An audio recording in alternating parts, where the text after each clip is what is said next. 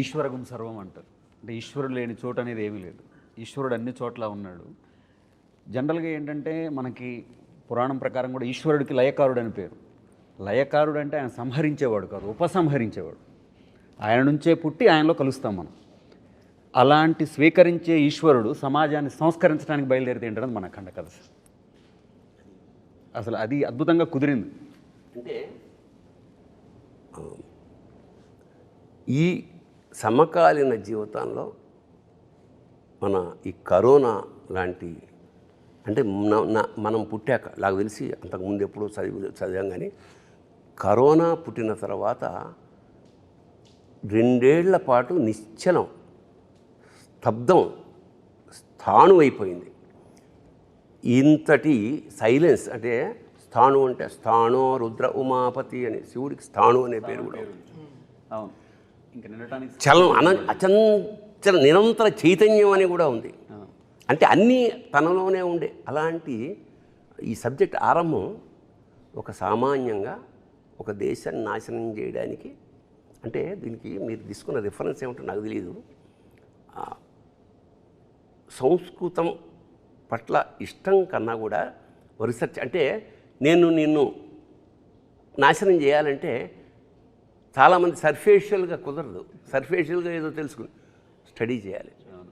నీ వేదాలు ఏమిటి, నీ శాస్త్రాలు ఏమిటి, అన్నీ స్టడీ చేసి సంస్కృతాన్ని ఆపోసన పట్టి వేదాన్ని ట్రాన్స్లేట్ చేసి ఆ మూలాల్ని తెలుసుకుని ఆ తర్వాత విధ్వంసం మొదలెట్టారు. మెకాలే అనుకుంటా కదా, 1835లో మెకాలే అనే ఆంగ్లేయుడు వాళ్ళ సుపీరియర్ బాస్కి రాస్తున్న ఒక లెటర్ తర్వాత ప్రింట్ అయింది.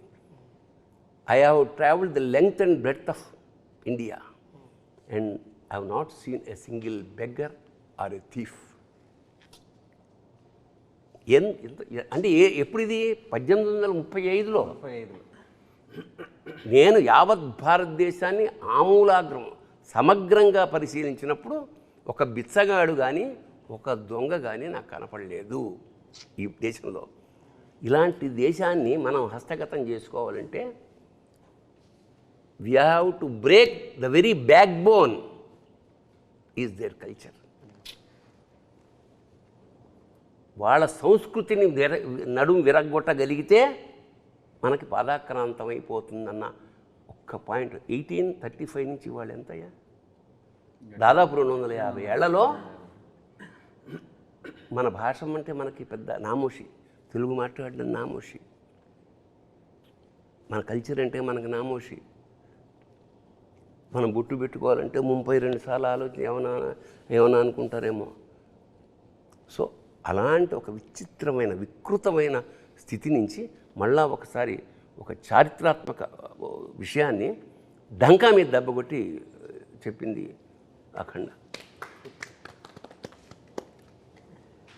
ఇక్కడ పైగా మూలం, భారతదేశం యొక్క మూలాల్ని దెబ్బకొట్టడం అంటే అదే కల్పవృక్షం. భారతదేశం అన్నదే కల్పవృక్షం ప్రపంచానికి. ఎటువంటి జ్ఞానాన్నైనా ఎటువంటి విషయాన్నైనా చెప్పగలిగినటువంటి కల్పవృక్షము, ఐశ్వర్యాన్ని ప్రసాదించగల భారతదేశం చెట్టు మీద కూర్చొని దాని మూలాన్ని దెబ్బకొట్టడం అంటే అదెంత హాస్యాస్పదం. అది పడితే వాడే పడతాడు, మూలాన్ని దెబ్బకొడితే కొట్టడానికి వీల్లేనటువంటి విషయం అది.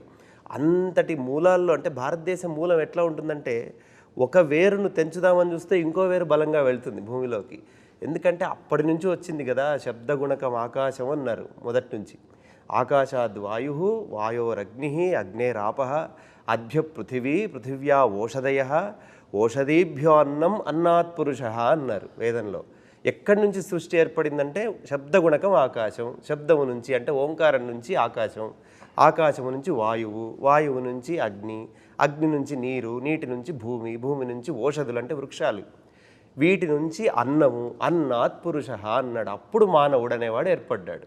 ఇంత మూలము చెప్పినటువంటి ధర్మం మన ధర్మం. ఆ మూలాన్ని దెబ్బ కొట్టడానికి అవకాశం లేదు, ఎందుకంటే వీడు ఉన్నది అదే మూలంలోనే మళ్ళీ.